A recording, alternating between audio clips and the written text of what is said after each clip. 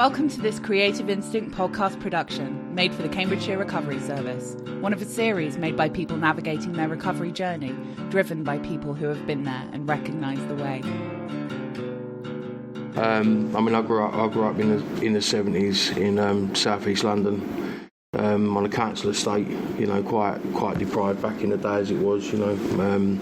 Wasn't a lot of money about, but however, there was always, even as a young kid, I understood what drugs was about, and that's because my bigger brother was sort of doing it himself. So I see it sort of not so much in the family home, but him pulling it out of his pocket as he's walking out the door after getting dressed and having a bath or whatever.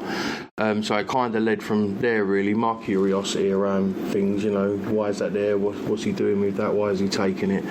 My brother was a big influence on my life at that point. I grew up in the 70s. I moved to Bermondsey early 80s, from Brixton to Walworth, where the schooling wasn't good for me. I mean, even back then, kids were in the back of the school smoking resin, solids, Rocky. It was just as predominant then as it is now, but a different type of substance, I suppose. And then sort of so I was having spats of employment and not employment when I left school, because I never really got an education from school. It wasn't like it is today, the way it was, back then. So I sort of slipped through the cracks without a really good education. Nothing behind me. It was always said that I was never going to make anything of myself. That was by teachers and everyone else, not by my parents. It was just by other people around me. Because you do, in that state, you become a little tearaway, then you end up getting into trouble and causing lots of problems and that. So I ended up, my schooling was completely missed out of my life. I think it all really started properly when I was about 13. Local kids on the estate and throughout the area, we all used to get together on a Friday and whatever, and sort of start drinking on the rooftops of the old Pullings buildings in South East London. And then we used to sort of smoke cannabis and stuff like that. Well, resin back then as it was. But I sort of got into that, but it was only sort of every weekend. It wasn't daily. It wasn't problematic. And don't get me wrong, my brother found out, he weren't too happy. He killed me near enough. So it was avoidance, and I had to be very, very sly with what I was doing, because I was his younger brother and obviously he cared a lot for me. But as the years went on, he began to understand, the same as I did, that he had a dependency to sort of alcohol and substances and stuff like that. And he just sort of still monitored me, but made sure that I didn't go near anything else, and that was by way of him, because he was quite a face in the community, by telling everyone, and don't give my brother nothing, because if you do, there'll be problems. So I was kind of protected from that angle.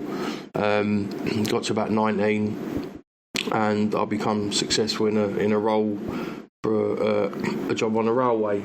As I started as a cleaner, worked my way up to platform quality control staff. Got myself into a supervisory position on the platforms and operations, and then soon after that, after about 4 or 5 years, I was then led into sort of management area, where I was running Waterloo Mainline train station. And it was quite an embracement. Me looking back at my journey, it was only a few years ago I was there. So of course at that point I'd stopped my use of everything because of the railway, their testing and stuff like that. So that was a big key factor in my life that helped me remain abstinent and not touch anything, not even alcohol, predominantly because of my job and my responsibilities at that point. From there, I just sort of, I ended up having to sort of give up my job on the railway because of sort of childcare and family breakdown issues and stuff, and that's where it sort of started to detwine a little bit, So I ended up having care of my children from my previous relationship. We then sort of, my life just sort of then went on to sort of being in temporary accommodations, being around the wrong people, getting influenced again from a different point of view. And my brother wasn't in my life at that point because he was in prison. So the only way I could get to him was via letter or telephone call when he phoned, So that major protective factor in my life was gone. I couldn't get to him properly. So we ended up. I ended up in the early 2000s after my previous relationship was done and dusted. Meeting with Lou, and we began it from there. It was such a bright, beautiful change and an embracement for me, meeting someone. I mean, we got together early 2000s, and it seemed to me that when I met Lou, there was a lot of people around her that was just taking her money, influencing her wrong.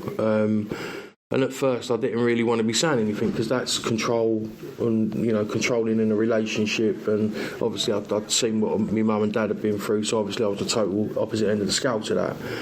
But I kept on sort of saying to Lily, you need to look a bit deeper into what these people are doing. They're lending money, they're encouraging you to do bad things. And at the end of the day, to be fair, you're going to end up with a ruined life with no job. And it all sort of transpired where we ended up using together, because I was always a straight one, but I was always a strong one, no matter what. I mean, she would never go near a deal. I would never let her go near any dealers' cars or anything that she had nothing to do with it. She was away from it all. It was me that dealt with it all. And we ended up sort of using together, and that was sort of with her friends as well, because it was her friends that was encouraging her more to use at that point. There's a friend she was staying with, and I ended up staying there a few times. We both come from a bit of a troubled background, but not so much Lou, it was more me. I mean, she had a good upbringing, mum was there for her. There was a few complicated facts in the family, but it just ended up predominantly that I ended up on the same pathway as Lou, as you do. I wanted to experience what was going on, so I did. Not to say that it was probably the first time I tried Class A's, because sneakily, I'd had friends previously where I tried a line of cocaine here and there, but it never really done anything for me. I didn't really feel any effects from it and that, but there was still a lot of encouragement from the community, especially the elder community. It wasn't the younger community, it was the elder community, especially if you... before I met Lou, if I went into a boozer anywhere and there's one racked up for you in the toilet, son, go on, where you go, and you feel like you was fitting in as part of the community, part of that clique. So in that embracement, that's where my first sort of Class A's and stuff like that come from. I was still very cautious because I didn't know whether my brother would find out, so I'm like, oh gosh, Stokes, he'll kill me. So there's always still that factor there. I'd had quite a few bereavements as well around me. Not so much that I'd put it on Lou, but I'd lost some really good friends, some really close friends I'd grown up with to substances and alcohol as well. So that was always in the back of my mind, is this going to be what happens to me if I do this? Because obviously it's happened to them. But it sort of continued for a period of years, daily use and stuff, getting up, going out and doing what we needed to do to survive, but I always protected Lou. I'd done everything, really, to be fair, and if anything ever happened, I took the blame for everything. That was just me being the protective factor again. I didn't want Lou involved in anything at all.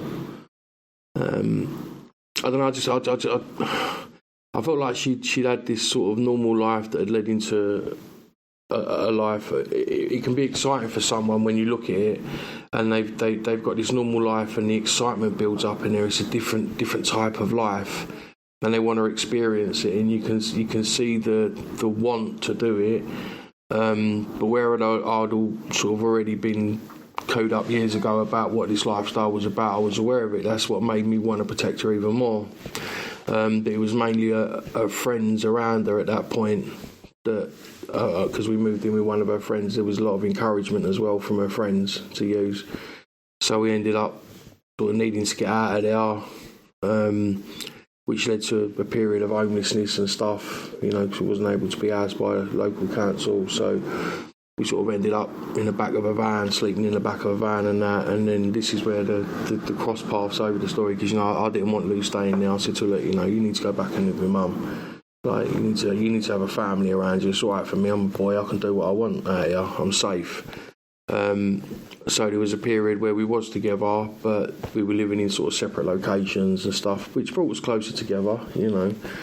Not just because of the worry and stuff like that, but also because I loved her. You know, I wanted to be around her and make sure that she was safe. I think that, you know, the transpiring thing out of it is that we both grew with the same want, really, to not want to use. You know, it was becoming problematic in our life. We were having to do things, or I was having to do things that we wouldn't really normally have to do. I mean, and Lou was always very supportive, caring and loving of me, you know, treated me like a king no matter what. It was just the circles around us that was the implication, because no matter where I moved, because I was so well known in London, different boroughs as well, that no matter where I moved, there'd be people saying, "Oh, you're right, Ginger, how you doing? You know, son, come and have a little use up," and it's not the type of people you want to be around in your everyday life. You know, habitually back in the day, it weren't too bad, but it got to the point where it was becoming problematic, really problematic, costing a lot of money, and then we just sort of ended up putting it down and trying to go straight for a bit.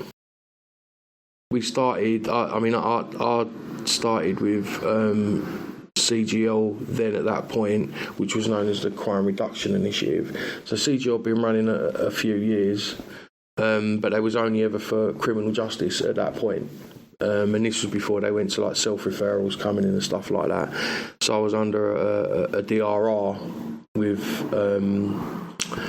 Southwark Probation, and I'd gone into CGL and I was having all multitudes of problems because of my personality. I was a protector, and you know, I felt this wasn't the right environment for me. There was other people in there that I didn't feel safe with, you know, because I didn't know them. I was in a new, so it was quite. But me going through that door was a massive thing, because leaving all my manly pride outside that door and taking what was going to be thrown at me was huge for me. And it worked out that I'd had a few episodes, you know, I'd been put on double staff protection, so that means that, like, you know, 2 staff, 3 staff, there'd always be one hovering outside the door and I had 2 in the room with me, because they felt that I was going to blow up at any point because of the way I was presenting at that point. And that's all to do with the substances and stuff, you know. I had met with there was a guy come out of the room, and I was having a ruckus with a member of staff at the end of the corridor, not threatening or that, but just it was high rated talk.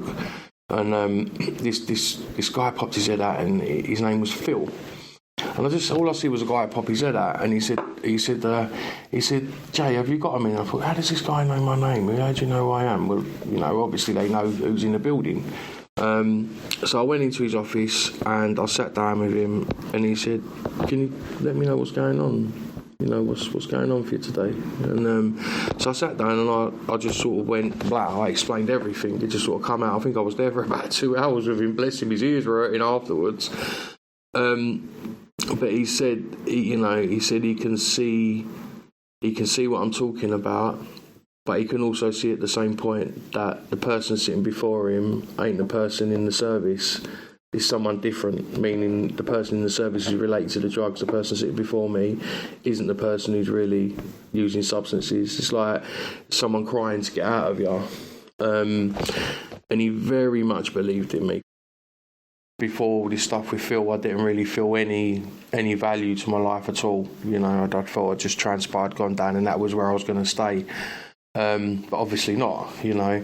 But it was continuous. I mean, I lost count of how many times I might have lapsed. But it never went into like a full-blown relapse where I'd like dropped out of the services and stuff, because the commitment from the staff at CGL at that point was building around me. So it seemed like the more I'd lapsed, the more support they'd put in around me, you know. They helped me realise that there was the pattern that I was in and the routine that I needed to change to alter the rest of my life and shape myself. But not understanding that at the point took a little bit of time, you know. It was just Phil Roy being from the street, understanding me. If it wasn't for Phil Lou and for my probation officer, I would not be sitting here today. Your story can help others, and we'd love to hear it. Wherever you've been, wherever you are, how you got there, whatever, it's up to you.